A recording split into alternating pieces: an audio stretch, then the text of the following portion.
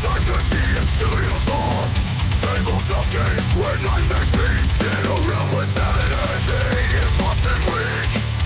Welcome to the abyss, retreat shadow inside the GM studio. All things matters, light and chaos, and time drives unfold in the realm of role-playing where legends are told. Welcome everybody to this week's edition of Inside the GM Studio podcast, all about the tabletop RPG hobby. I am your host, Matt. I am David. And welcome to 2025 review for Inside the GM Studio. This is going to be our last recording of the year. I'm going to be away for next week, so this is going to be our last show of 2025. So I thought we'd go ahead and get on into a little bit of the year in review of what we've been doing when it comes to the hobby. Starting off with brand new campaign started off yesterday, and the character I made, I probably should have talked to you a little ahead of time because I made him. He was created for this campaign, as he sees that all aberrant things and those that bring madness to the world are his enemy, and I probably should have brought that and threw it at you, been like, hey, is it okay if I make the main theme of this campaign my mortal enemy? I mean, I saw it in your backstory, and I was like, oh, kind of that's thematically relevant. So it's better than designing something that's totally at odds with what it is that the campaign is going to be. Like, you're running Curse of Strahd, and you're like, yeah, my character is like all about dragons and like killing dragons. It's Dragon Slayer, and you're like, there's no dragons in this campaign, bro. By dragons, do you mean vampires? Yeah, do you mean vampires and zombies? Because that's a thing that you're probably going to want to do. It was fine. It doesn't seem like there's necessarily... It's not like it gives you any sort of like mechanics advantage or anything like that. So no, it just kind of gives me purpose and another reason of why. For those listening, I'm playing a protection SMR Divine Soul Sorcerer that has recently been given shape. Pretty much, he's been given a body for a purpose, and this is his purpose: is to kind of, as the aberrant things start to happen and manifest in the mortal, or what do they call it here, the material plane. It's his job to start to kind of take it into action and get rid of it. And it's just been, he's only had a body for a very little while, and his dump stat is intelligence, and I've kind of made him a kind of ignorant, much like a child, an infant, and I'm having fun with him. And that's why I was kind of hesitant about getting into anything. We're level 1 going into this, and level 1, when there's only 4 of you, it's a little brutal. Mm-hmm. And I really don't want to lose this character too quickly, because I really first of all, I want to play this campaign, because I have read it over once when it first came out, and I remember loving it and thinking it was one of the better things that they did. Of course, an extension of Lost Mine of Phandelver, it's going to be fucking good. At least I'd hope so. What I looked over, I saw that was, kind of where the direction that they take it is pretty good. Although I will say that it's like the first chapter takes you through level 5, and then the rest of the other adventures take you through level 12, and you get basically can get 2 levels per adventure. It's like for the first one to be 5 levels, and then every one after that to only be 2. It's like I'm a little worried about pacing there, but even if we just enjoy this adventure for what it initially was intended to be, then that'd be good. There's a decent amount of new stuff in there, and like I said, I'm hoping to throw a few wrenches in. Your character backstory is it's interesting because it gives you a natural arc, because your character is like almost cartoonish right now. Yeah. And then presumably you'll kind of grow into your role.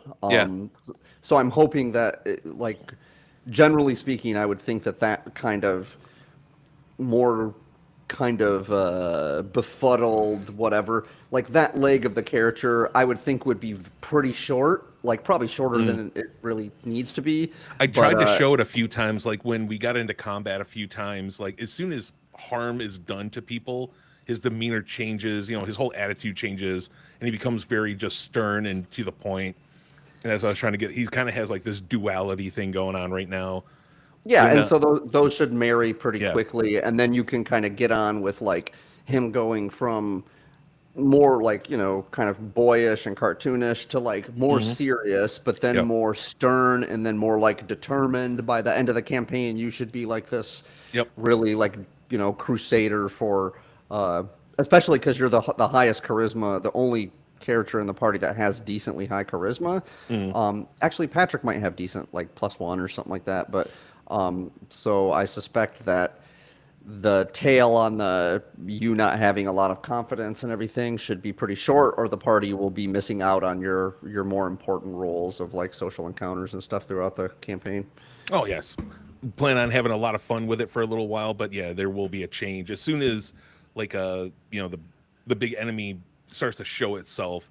I plan on this kind of change in the character, which I'm looking forward to. I think it'll be a lot of fun. All right, so new campaign. Looking forward to it going into the new year. In the past year, we've had some good things that have happened that we've gone through and played little one shots here. We've had little campaigns here. Some things that I wanted to bring up that we had a lot of fun with, which I hope that we get to touch on again in 2026. I do want to start with, I just brought it up to David a little while ago, the vampire little chronicle that we started. I always love playing with Kavita. I think she's a great role player. I think she got into it pretty good. Of course, playing with Cody. Uh, Diana is always a great time. I think she has a good time when we play. And I want to see where this is going because I think you had a really good idea of the story that you were coming up with. How many did we do? Did we only do like 3 sessions? Two, Two or two or three? I think we only did two. We might have done three. I think we did two. Um, and the snafu with that is precisely Kavita. Like Mm-hmm. I don't know if you know this, but like she works at Nvidia, Mm-hmm. and she's like kind of like a bigger deal at Yeah, Nvidia. So a couple like, weeks ago, you brought up you were saying I want to get back into the vampire thing, and then you told me that she worked for Nvidia, and I was like, what the fuck? I actually didn't know until you told me just a couple weeks ago. yeah, her dad is on the board at Nvidia, and so she's kind of like a, managerial tier. But as a result, like, her and her husband both have pretty demanding careers, and I don't think that they have a lot of bandwidth. And I think that I don't know what her status is going to be Hmm. for the future. So it's like part of me is just like maybe we can just continue the story without her, as much as I wouldn't want to cut her out because I thought her character was intriguing and added some elements to the plot, especially like a tension with your character, which I Hmm. thought was kind of interesting.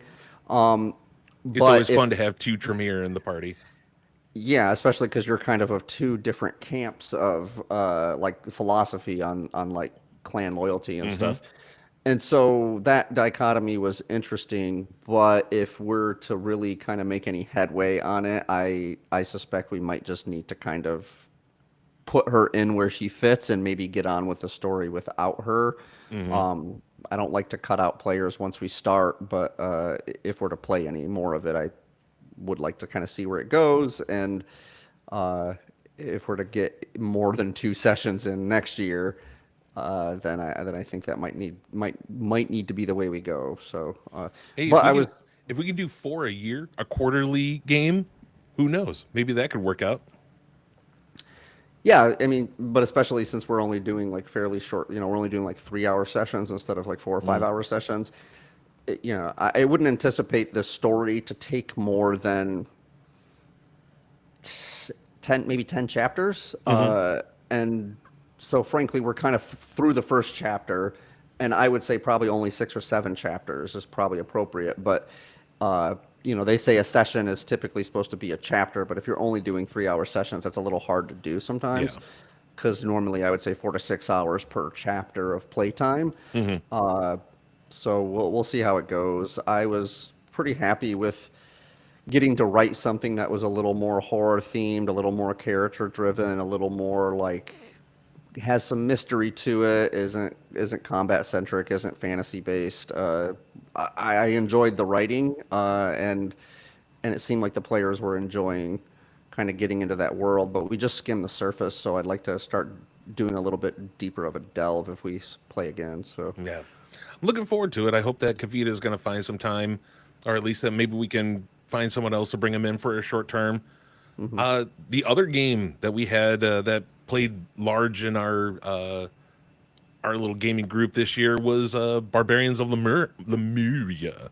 Lemire, Uh, yeah. a nice little rules light game that turned out it's a very cool game. Uh, for me, I don't know if I could run a full campaign in it, run it, play in it. It was fine. Uh, but I would like to see someday if we ever decide to revisit it. I would like to try to open it up. Maybe try the not the fate points. What was the other points in it? Damn Uh, it! No, I can't remember there, now. I mean, there's like sorcery. They're like basically sorcery points, Yeah, but it wasn't the sorcery though. Maybe it was alchemy. no, there are fate points, but those are not like what you're thinking of. They're not what fuel the magic system. Those are Mm-mm. yeah, there's something. They're called something else. Yeah, because there's the regular, was it hero points or whatever that we were Yeah. using.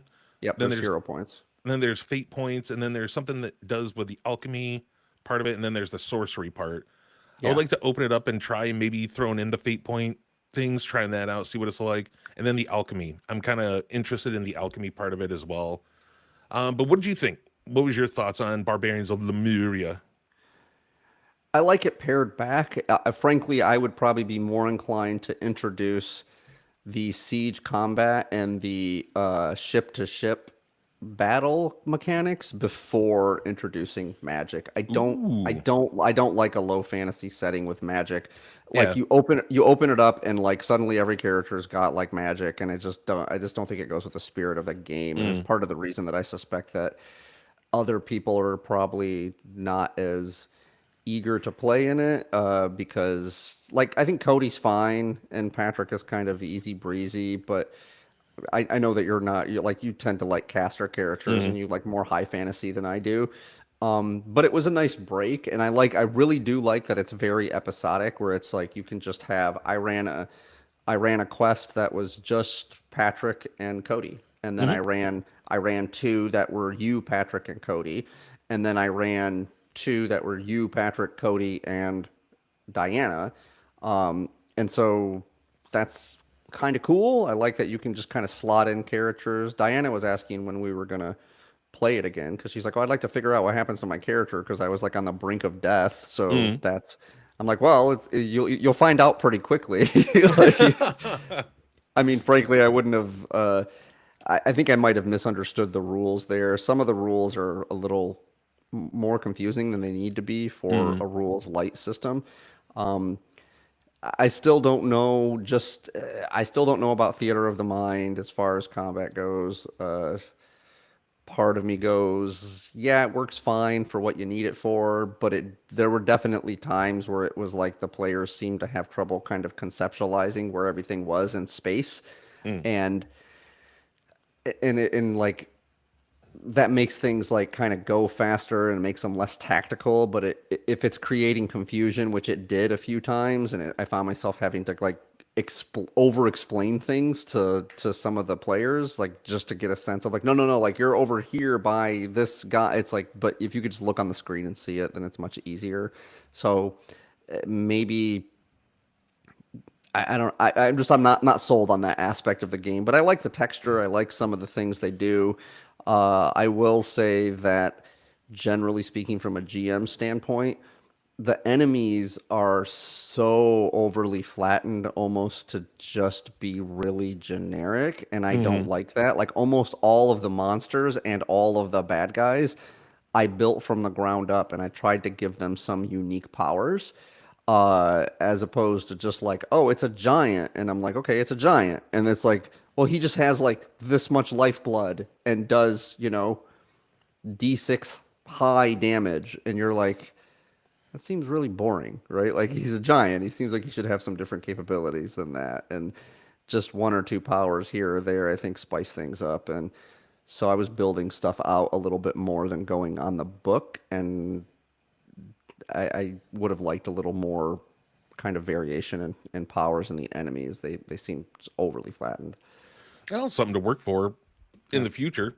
I think that makes for a really good pickup game at points because it is so easy to just jump into and do that. I think it is. It's good for like that one night where you're like, somebody's not making it, or I didn't have time to do anything. You guys want to just run a quick thing in, Barbarians? We could do that. Yeah, and it also makes it easy for it's like I am confident that almost any person could pick up this game and learn to play it within like 15 minutes. It's not difficult. It's not. So it makes it perfect for like if you had a bunch of people over at your house and you wanted to play an RPG for like 3 hours and you didn't prep much, like Yeah, and and no all one, you need is 2d6. That's all you need. yeah, it's like so you just need 2d6. You don't need a grid. You don't need any of that stuff, and you need a book. Yeah. But that you could just hand somebody a ready-made character, and even if they had never played an RPG before, they probably would pick it up fairly easily. Yeah. Um, Oh, very if much so. I mean, if anything, it might even benefit them from not having played an RPG because tactical RPGs are more restrictive and like, here's what you do with your use object, and here's what a bonus action does, and here's how much movement you have, and it's like, so that frames kind of how you think about RPGs. And someone didn't know that at all, you would just be like, okay, well, just tell me what you want to do, and they would be like, okay, I'm going to move over here. Do I have enough movement to get over there? And you're like, yeah, it's fine, right? So like, just do whatever you do, and then you just place the guardrails on as they go. But players have, if they come from other more crunchier, which would almost be every game except ICRPG, they're going to have guardrails in their brains about not having an idea of what it is they could do. Like I could see Beto struggling with that a lot because he's only ever played D&D. Yeah. He would probably just be like, what do I do here? It's like, yeah, I don't know, man. Like some people benefit from having a prescriptive system that lays out exactly what you can and can't do. So Yep. And speaking of how you're talking about tactical systems, one of the things that I wanted to bring up for this is I was looking into the big games that came out this year, and the big three that came out this year they were all going for that tactical narration. there you go. Thank you. Style, which was Daggerheart, the Cosmere role-playing game, and Draw Steel. Daggerheart came out in May. It's been very well taken by the community. I have my ups and downs with it. I really do like it. I think it's a good system, or it could be a really good system with some tweaks, which I'll get into a little bit later. The Cosmere role-playing game, I haven't really looked into it much. I read over it once, and it just the plot die mechanic and the weird magic system kind of threw me off. And because they really threw it towards, if you were a Brandon Sanderson Cosmere universe fan, like you really had to be into it, I think, to get into it. I've heard a lot of people say that there's like, oh, it's a really good game, but I was just like, you read these books though, right? And he's like, oh, I love these books. Brandon Sanderson's the fucking best. So I was like, yeah, that's what I thought. And they just, you really got to get into it. They like the Stormlight Handbook was the first one that came out, and the Stormlight World Guide, which was, I think, Brandon Sanderson's first books of the Cosmere universe. Don't quote me on that because I've never read other than, what is that Robert Jordan book that he took over for a while? Robert Jordan book? Yeah. The Wheel of Time? Wheel of Time. He did some Wheel of Time shit that Did I he? read. I had no idea. After Robert that- Jordan died, he wrote 2 books, and then he kind of self-published more afterwards. That Robert Jordan's estate did not really say, yes, this is a part of it. But yeah, he wrote like 2 books for it at the end that Robert Jordan said, yes, you can take over. I think that what was that? Our buddy Nate used to be into it. That came out, but I think before the Stormlight Archive. Mistborn, wasn't that him? Wasn't that Brandon Mistborn, yep. Sanderson? Yep. Yeah, I remember Nate being into that in like the early mid 2000s. I think is when that was. So Yeah, I think he that was really before- into Mistborn. Yeah, I didn't even like I had forgotten about like Brandon Sanderson. Like I don't even think I knew the guy's name until I was like, oh, is that he did that? Okay, I got it. he just like blew up in the recent years. It's kind of Yeah, bizarre. he's always been in the a fantasy author and doing like big fantasy titles, but Hmm. nobody knew his name really until he came up with the Cosmere uh like legacy. It goes that way. I mean, it went that way with George R. R. Martin. It was Mm, like that guy had been writing the Game of Thrones books since like the fucking 80s or whatever, and like no one knew who he was until like the show came out, and then bam, he just blew up. It was like, oh yeah, like the first book came out in like God, it might even have been the late 70s. It was in the 80s, I'm pretty sure. And yeah. that's a long time ago. And it's like, oh yeah, he's been writing this series of books for like 20 years already. It's like, oh, okay. Yeah, so maybe I'll give it a look over again. Just because I keep hearing that there's like, no, if you really get into it, it's a really good game. I was like, okay, fine. I'll fucking look over it once more. The third big one that came out this year, Draw Steel, one that everybody was waiting for. This is Matt Colville's um, own role playing system, MCDM, the whole company. It was a very, it was a highly anticipated game that finally came out this year, made, Google bucks on the Kickstarters and all that. Um, Google and they Books. immediately advertised it as it was a heroic tactical fantasy RPG. Um, and boy, howdy, now that I've read over it a few times, dude, I got like a couple chapters into it and I had to stop because this is a lot. If you're a fan of fourth edition Dungeons and Dragons, you will love this game. If you love GURPS and you love fourth edition Dungeons and Dragons, you will love this game even more. There is so much meta currency. There are so much different types of powers that are at will encountered, daily utility. There is so many different defenses. There's different, I mean, everything. It is nuts. And you don't roll to hit, you only roll damage because you cannot miss, because Hmm. missing is not fun. Uh, I have tried to read this book a few times, and this is what I want to finish because I really want to see it, but it is a lot. It is so much, and it is, again, getting massive, great reviews out from the community saying that they love Draw Steel. And I want to say, how many of you were around for fourth edition Dungeons and Dragons? And I want to see where this is, where they're going to be when this is finally over with. I like MCDM as a company and what they put out. I think Flea Mortals, the bestiary book that they put out, was one of the greatest books ever put out for role playing games that was centered for fifth edition Dungeons Hmm. and Dragons. Great fucking book. It kind of made me think of old school AD&D's Monster Compendium. Is it? No, was it the Monster Manual? Monstrous Manual in second Monstrous edition. Manual. That's it. But it would break down each monster, and it would talk about its like the area that it lived in and how many it would be. You find it kind of brought you back to those old days when it talked Ah, about how they actually like worked together, where each page was dedicated to a single monster each time, and I really dug that. Flea yeah. Mortals is one of my favorite books. If any of you out there are still playing, or if you want to find a new monster manual, pretty much get Flea Mortals from MCDM. Great book. Uh, I will go back into it, uh, into Draw Steel, trying to finish it. Uh, it's supposed to be high. It's a high energy alternative to 5e. It's supposed to make combat encounters quick and tactical. They demand that you play on a grid. So if you are playing in person, you better have minis and you better have a battle map, because they tell you outright you cannot play without it. You have to Yeah, have it. I mean it's kind of part and parcel for something being tactical as it demands a grid. It's Hmm. my thing was is like I didn't really get much into it, but it seemed like that it was like you said, a lot like fourth edition, where it was basically almost all combat. Like just It pretty much all is just combat.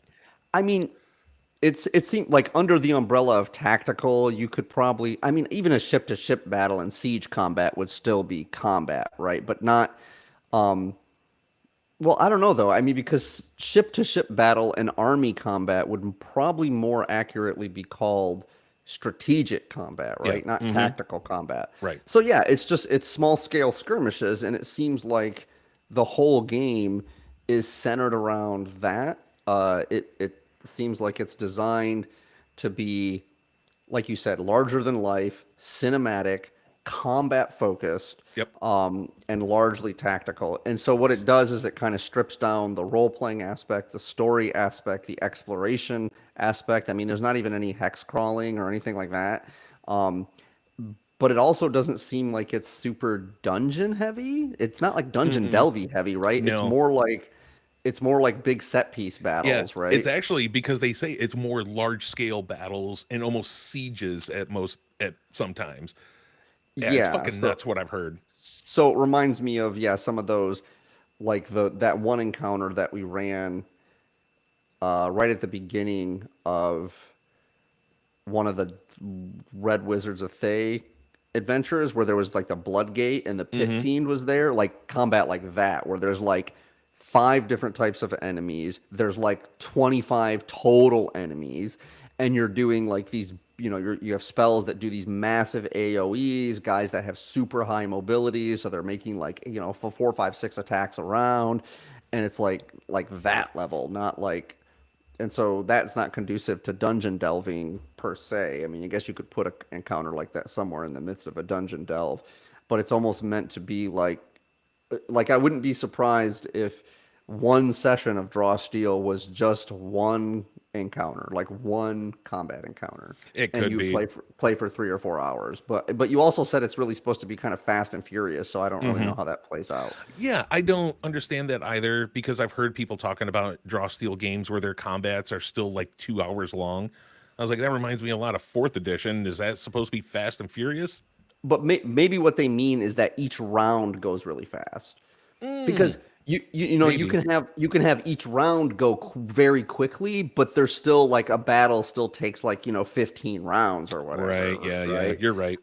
So that's possible where you don't have a ton of different like layered options, because that's the thing with fourth edition is it's like there wasn't very many rounds in a battle, but it was like each person's turn just took like 5 minutes Hmm. for one character to go, and then you have five characters, and then you have five enemies.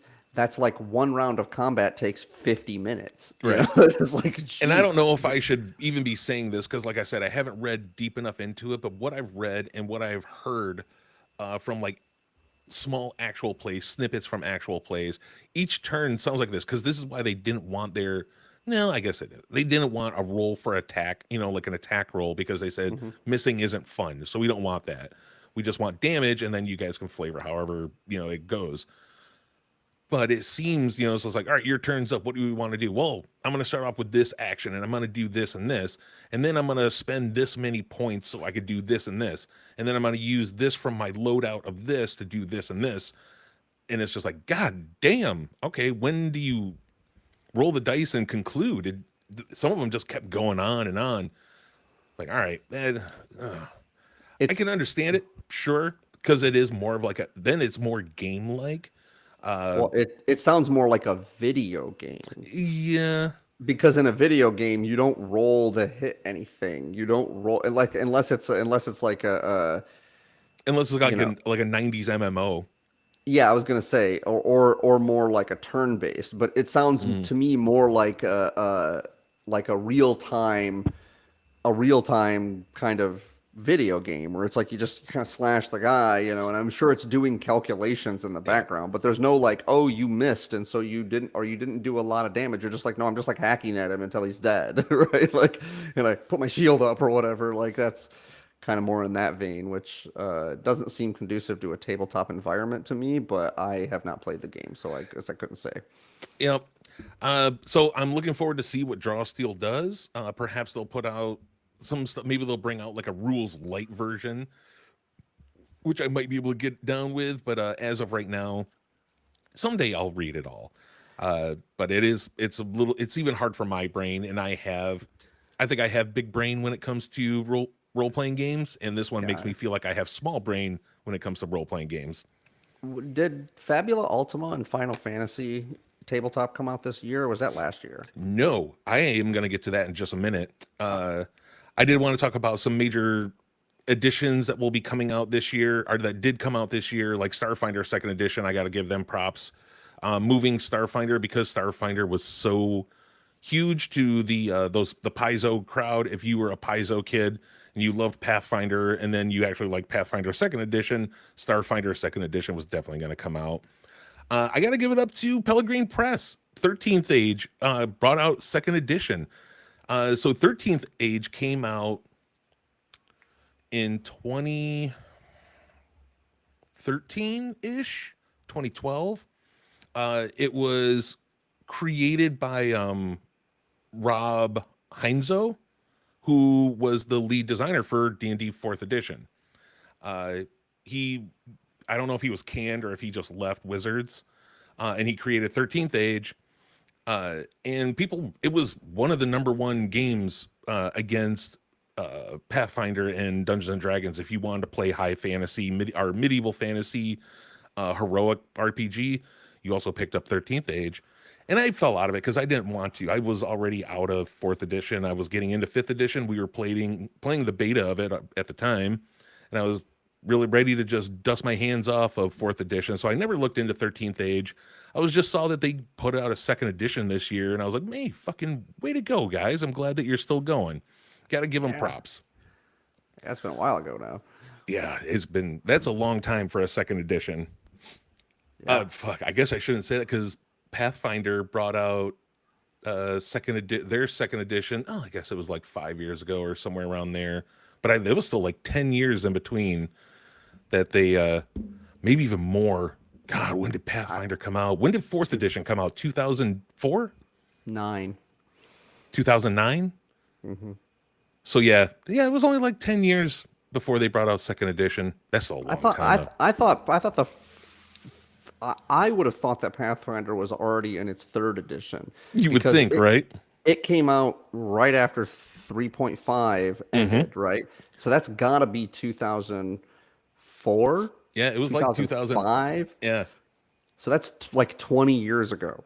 Like, so I would have thought they were already on 3rd edition, but no, they're only on the 2nd edition. So, 2007. Yeah, the original Pathfinder RPG.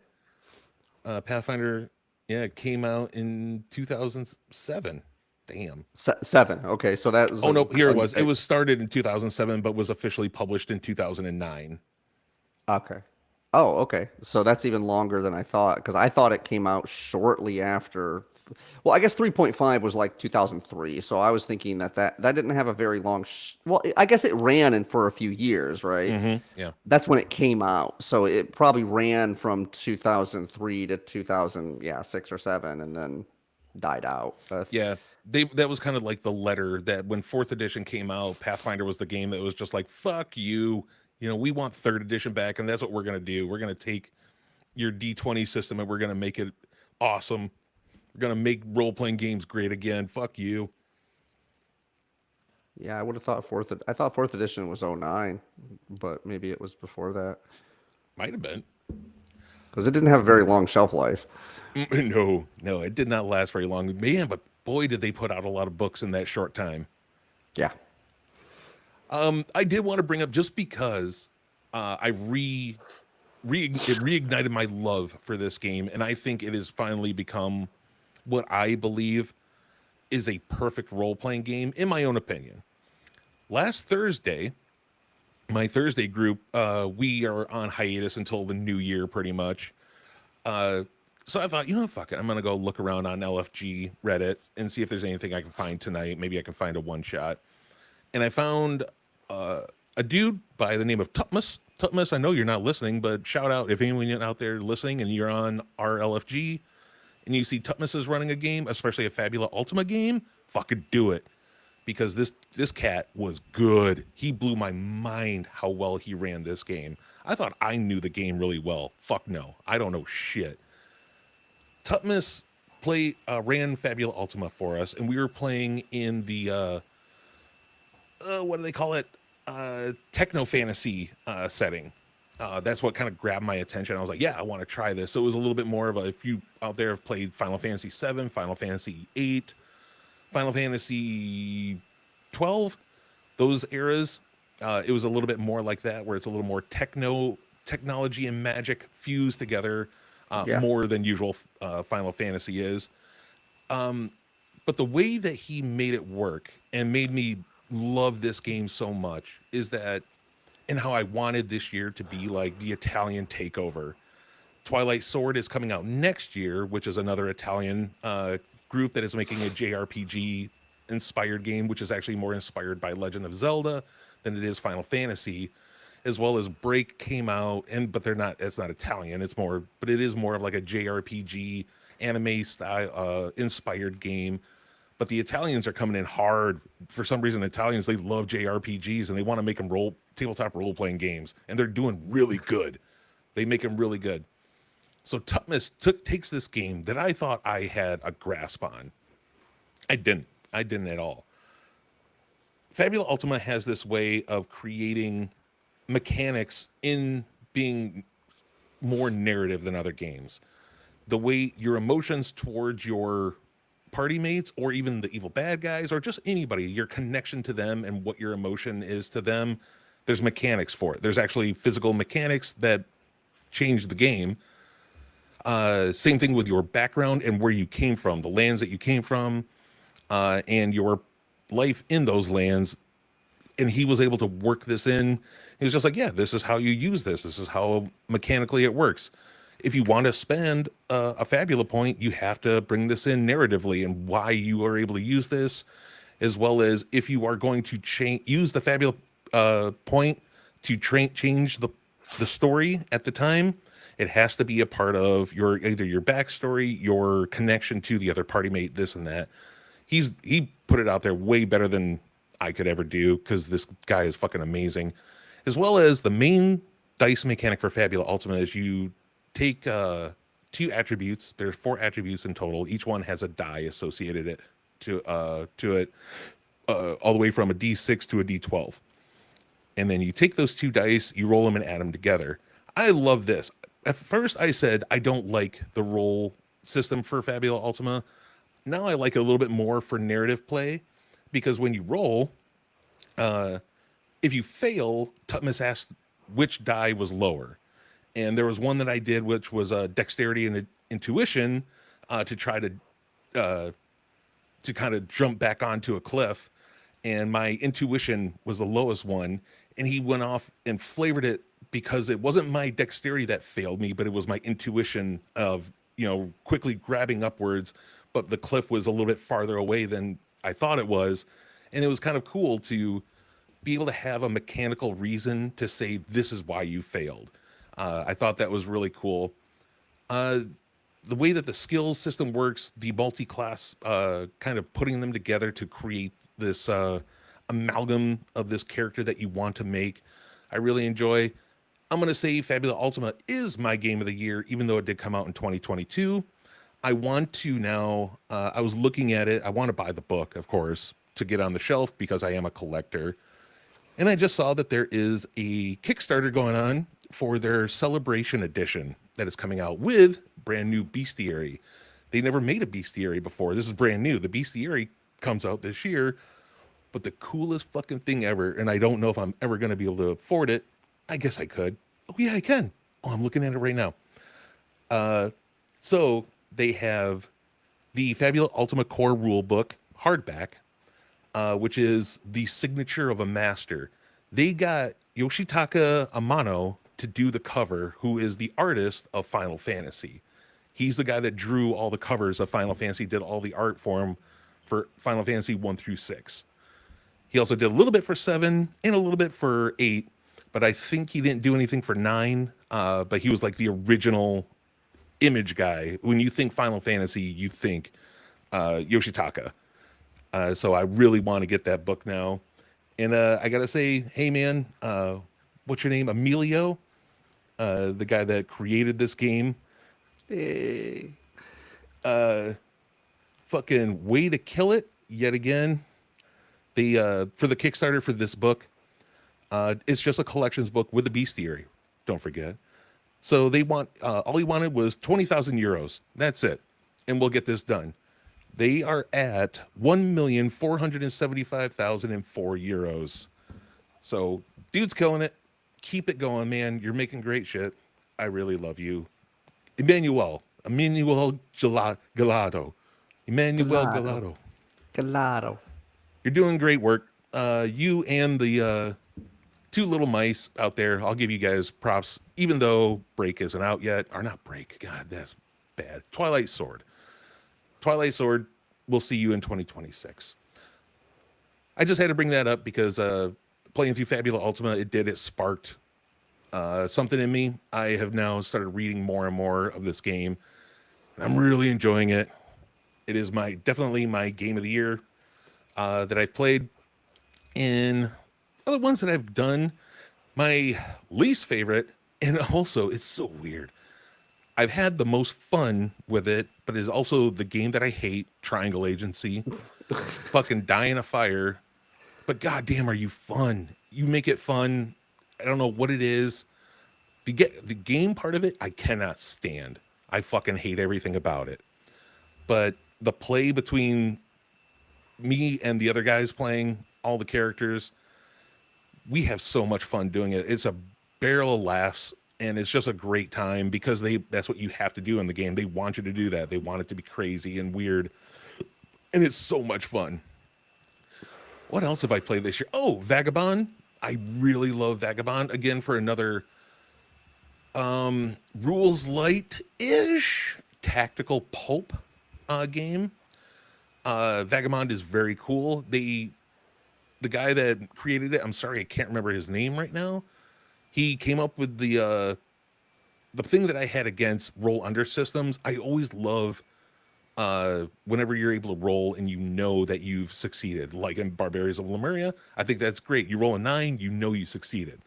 Fucking love it. I always like the roll under system, like in Call of Cthulhu, when you're doing a D100 system. I think it's very cool because then you also know like the degree of your success. He was able to take roll under, but make it roll over so that you get to see number go up. Dopamine hit. You go wee when it gets high. You roll a natural 20 and you go woohoo. And he did it well. I think it's a great system for a target number roll over game. There is some other things that I would like to read up on it in some of his other splat books and expansions. The actual physical book is finally going into print this year. I think it's been sent out to backers, and it will be available for other people pretty soon. That is another one that I will probably get because I think it's a really good book. Also this year, what else did I play? God damn, I couldn't even remember if it was something else that I haven't played in past years. Dragonbane from Free League. I think Dragonbane is old, but it was the first time I played it this year. Another medieval fantasy roll under this time system from Free League, and I love Free League to death. They are Swedish, they're not Italian, but they do it very well. They are also very good just because they open their doors to indie game designers and say, we will help fund your game and we will publish it for you and get it out there. If you want to start a Kickstarter, we will help you do this. I think that's a very cool thing that they do. Much like Emmanuel does for Fabula Ultima, he takes a lot of suggestions from the community to build the worlds that he puts in the books. He doesn't ask them for, don't create, classes and don't tell me mechanics, but what would you like to see? Would you want to see a culinarian class? And they said, yes, we want to see a culinarian. We want a gardener and we want this. And he was like, cool, I'll make it. You got it. I like that. I like it when they come out to the community and they say, what do you want? And then they make it and they're just like, hey, this is what you wanted. This is what I made. And nobody has been mad at him for it. But I think other than, okay. The big downers of this year, I think David will agree with me when I say that Dungeons & Dragons 2024 kind of shit the bed this year. I've read over it a few times. I've heard a lot of things from other players that it is not exactly what it. I don't think it was what they wanted, especially the new beginner starter set. It's very vague on a lot of things. They tried to make it a little bit more material heavy. I think they saw Daggerheart with their cards, which I say was a bad idea on Daggerheart. Or maybe it was a good idea, but it kind of flopped when it came to actual play. That is one thing that I will say is bad. The new beginner box set comes with like a play mat for your class, and then you have cards that go into sections of it, and you use that as like tokens and shit to play if you've never played before. I think it kind of fell flat, as well as the adventures that they put in there were not great either. I think for a beginner game, they were a little too vague. They should have been a little bit more straight and narrow when it comes to beginners. I think you need a lot more hand holding if you are buying that starter set for people that have never played D&D. And if they've never played D&D, then they've probably never played a role-playing game.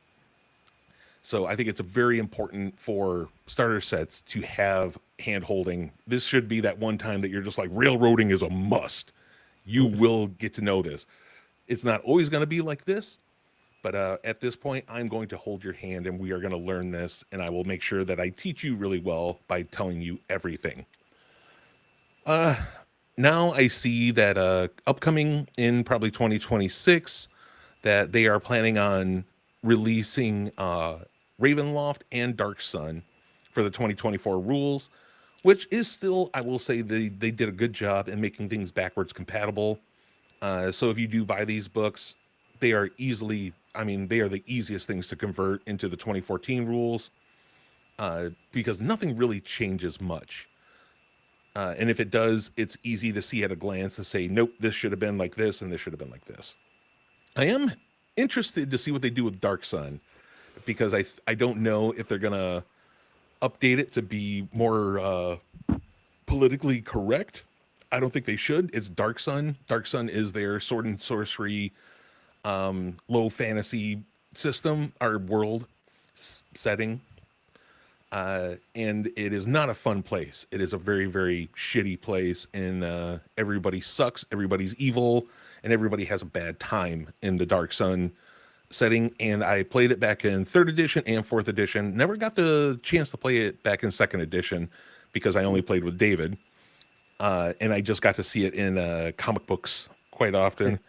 But I have fun in that setting. It is Arathis, is that what it's called? Yes, the world of Arathis, the desert world of Arathis. Very cool. It's a great setting, and I hope that they don't ruin it. Ravenloft, I think they should have just stuck with Curse of Strahd. I don't think they should fuck with Ravenloft. They did such a good job with Curse of Strahd. I'm hoping that they don't fuck it up. What else I got? I think that's it.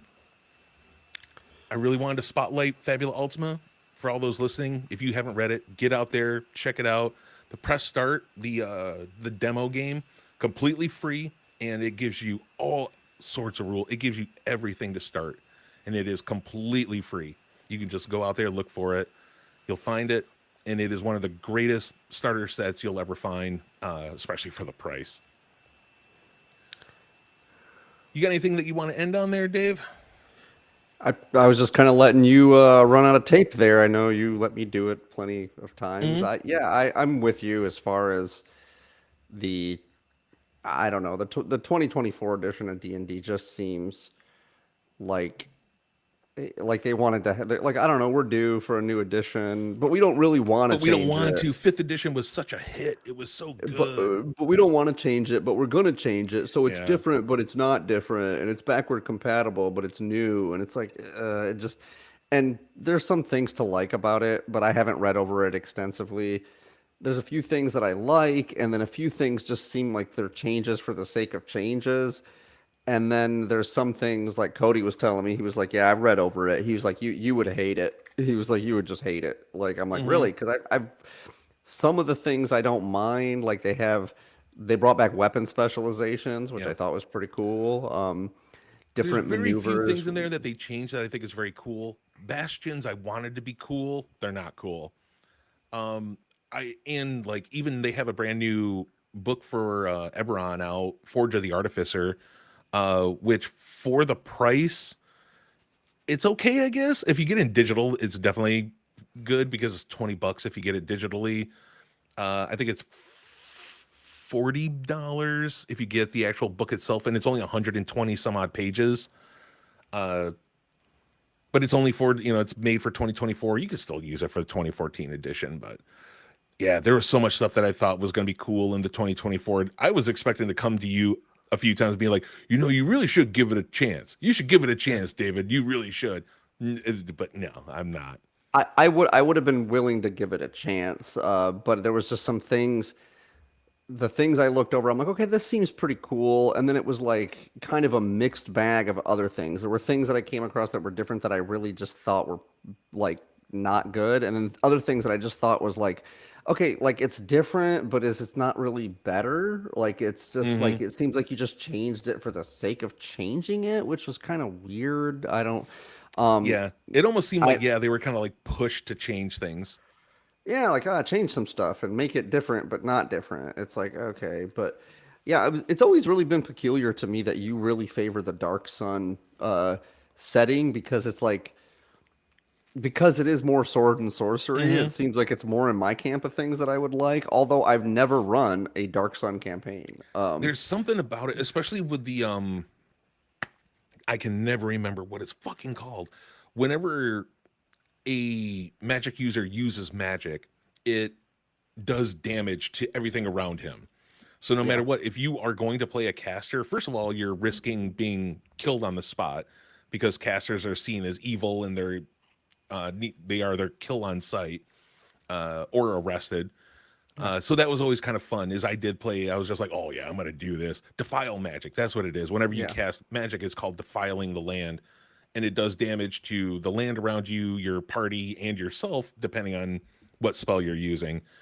The thing with the sorcerer kings, and they're all the gods are dead, and it's the sorcerer kings that give paladins and clerics their mhm, power. Paladins are called Templars, and they serve the sorcerer kings. It's just such a cool setting. I think yeah. it's the setting I love. I like a lot of aspects of that setting because they do touch on some more.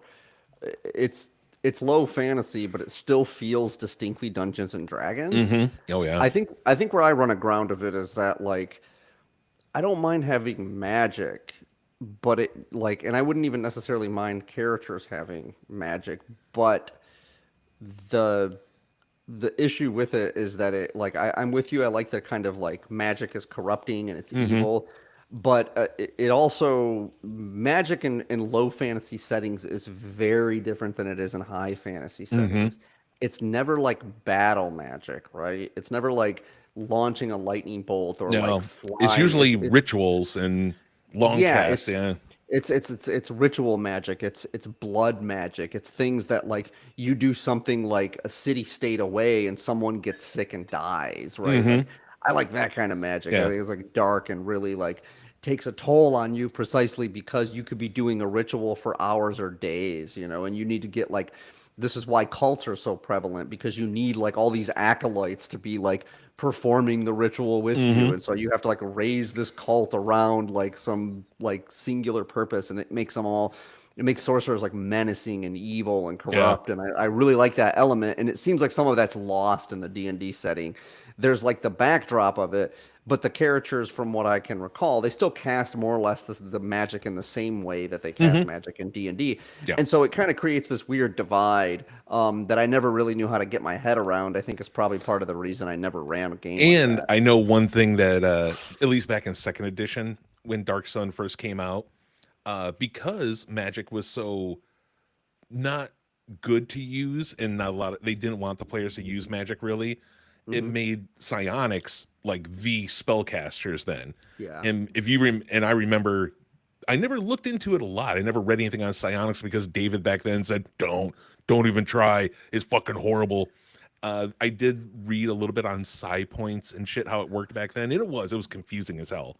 Yeah. Nobody really wanted to do psionics, but Dark Sun was big into psionics because arcane magic was, they wanted very little. So they were like, but we still want a caster of some sort, so we're going to do psionics. Yeah, I mean, heck, I have trouble remembering how spellcasting even worked in second edition because it seemed pretty minimal. But yeah, that was just kind of one of the things. Like, it's also part of the reason that I haven't introduced the spellcasting mechanics in Barbarians of Lemuria. I don't know if you even looked over that part of the book or not. No, I just looked at alchemy and that was it. So basically, spells just work that there are like there's cantrips, but then there's like spells of first magnitude, second magnitude, third magnitude. That's all. Like that's all there is, and it's like, and so most of it is handled narratively. And there's like, okay, here are the things that are requirements. There's a whole list, and for first magnitude, you need like one thing on that list as a requirement, second, two, and three, and you can kind of like mess with the things, but it doesn't even really detail like you just kind of are left to go, okay, what do you want to do? And is that and then the GM just decides that's a first, second, or third magnitude spell. And then kind of like how it plays out is almost like it's just not well defined enough, which I mean, kind of it shouldn't be, but to have that like in the hands of the players, it seems like it would just be rife for abuse, but maybe not. Maybe it would actually be more liberating where the players wouldn't, because it doesn't specifically codify what it is that they can do with a spell, they would be more likely to handle it in narrative terms. So maybe it would be better. I don't really know.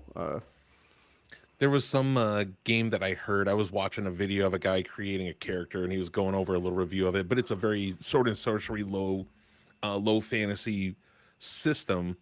And when it came to Magic, first of all, the game system, I can't remember a lot about it. When I first saw it, I was like, "Oh, I'll have to send this to David." And then they started talking about it. I was like, "Oh, I don't know if David would like this," because it's very. First of all, they say, and they said it. This game is unbalanced. Each character, no character will be the same as the other. Sometimes they will be a lot weaker than another player, and that's okay because this game is unbalanced. But it's also very brutal. It's very easy to die very quickly. So they say make 2 to 3 characters before you start the campaign, because you'll probably go through all 3 of them. And then the magic system was, no matter what, at the end of a spell, bad things happen. As soon as a spell ends, something bad is going to happen. There's one where the spellcaster puts a spell on a friendly character. It's like called like bloodlust or something, and it makes them very violent and fight really hard, and they don't get hurt very easily. But at the very end, the bloodlust hits a tipping point, and all of a sudden they just want to kill everything in the area for a certain amount of time. There's also like the necromancy spells, which if you fail the roll, you could accidentally kill a party member and they become your undead thrall. And it's just like, damn, dude, fucking, that's what I always think of. When I think of sword and sorcery spells, that's what I think of. If you were going to use magic, you better be ready for shit to get fucked up. Yeah, because it's high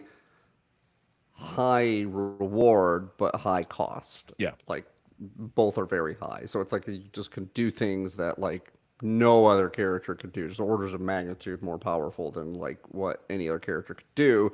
But then, there has to be a very steep cost to that. And yeah, it's just, yeah. All right.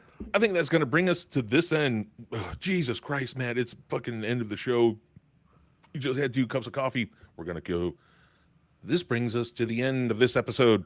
This brings us to the end of the year. Last time you're going to hear us, how about you write in and you tell us, what was your game of the year? Have you tried Fabula Ultima? I highly suggest that you all try it. Let us know. Let us know what your game of the year was. Let us know what your favorite part of gaming was this year. I think it'll be very cool. Maybe we'll talk about it on the next show or whenever you write in. Please do. If you want to, send it to insidethegmstudio@gmail.com. Send us anything. Just to say hey.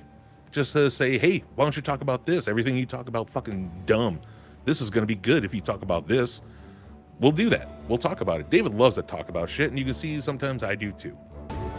Or come on over to twitch.tv/InsideTheGMStudio every Sunday, usually at 9 p.m. Eastern. You can watch us live doing this, talk in the chat. Maybe send us a question over there. We can answer it for you live on air. Something like that. But for this week, for Inside the GM Studio, I've been your host, Matt. And I am David. A good night.